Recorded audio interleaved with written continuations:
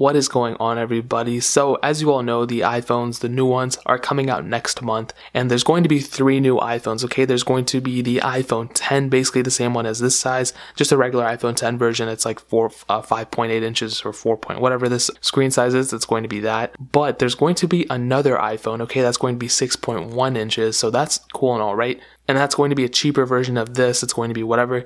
But then there's going to be like a 6 point something inch screen that's pretty much going to be the same size body as the iPhone Plus series, but it's pretty much just going to be screen up on the front. As you can see, this is broken, but just imagine screen right here. And that is pretty much going to be that, right? But the biggest problem, I could see this iPhone specifically, the iPhone 10 Plus or whatever they're going to call it, the 6.8 version or whatever the screen size is, I can see it having such an annoying problem. And that problem is that they're just not going to utilize that big of a screen that much. Now, the best thing I can correlate this to is the iPads. If you guys remember these things, I actually haven't even used this thing in forever, but my iPad Pro, they really didn't utilize this screen that much and didn't really separate the iPad from the iPhone until like iOS 11 was released. And if you even go one step further, they didn't really separate the iPhone 6 and 6 Plus and iPhone 8 and 8 Plus and all those Plus versions of iPhones really ever. I don't really see that big of a difference. Beyond the screen size, I don't see a difference between getting the iPhone 8 or getting the iPhone 8 Plus or 6S and 6S Plus or whatever. Besides maybe the camera functionality, but other than that, when you're using the phones,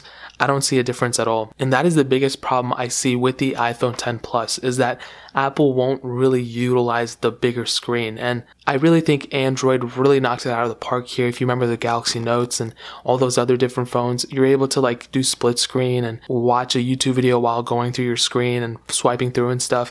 But Apple really doesn't do that kind of stuff. They did it on the iPad, but they haven't really done it on the iPhone yet. And if you're spending $1,000 or more than $1,000 on a phone, I want to be able to do more than just turn my phone horizontally and get more information. And that's what a lot of leaks are pointing to. They're saying if you turn your phone like this on the iPhone 10 Plus, you'll be able to see more information and stuff. But I think it's so dumb. I mean, like, how often is somebody going to turn their phone landscape, you know? I mean, if they're going to add it, that's great. I mean, that's cool. Like, I'm not going to say no to that. But I'm expecting more than just having my phone like this, right? And then turning my phone horizontally just to gain more information. Because how many people turn their phone horizontally when they're using the calendars app? Any app, most of the time, except if it's a game, then they're turning their phone landscape. But if they're not doing that, then I want to be able to use my phone like this and expect some crazy features and stuff. And that's exactly what I'm saying. Like, I want to get more out of a phone if I'm spending like $1,300 or $1,400 on a phone.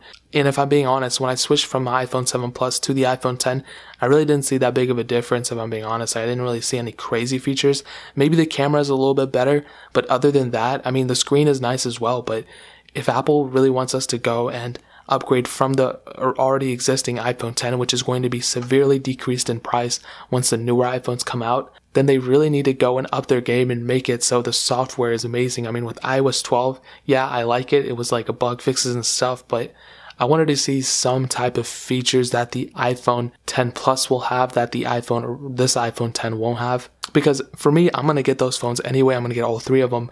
But I do want to, you know, have some type of other features because the iPhone 10 Plus is probably going to be my daily driver. And I want to be able to get more out of a device. And if all I can do out of a phone is just turn it here and get it landscape and use it like that, I mean, I can already do that on Safari and all these other apps, but I don't do it. So really, that's going to be an annoying problem that Apple will have to try to see and try to overcome. I mean, they kind of did the same thing with the iPhone 6 Plus, if you guys remember that.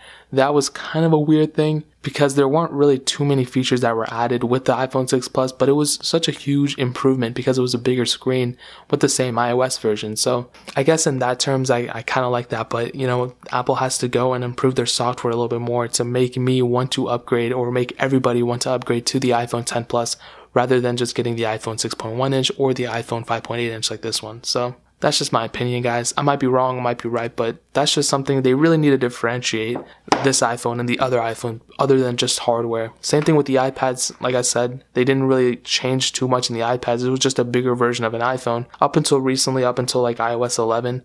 But even then with iOS 12, they still kind of took a step back. But, you know, that's pretty much where I'm going to leave it at. If you guys have any questions or anything, leave it down in the comment section below.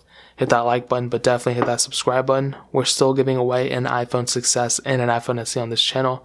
In order to enter, all you have to do is subscribe to the channel and follow me on Twitter and Instagram. Both those links are down in the description, so make sure you guys enter that. But more importantly than everything else, I love every single one of you guys, and hopefully I'll catch you guys in the next video. Peace out till then.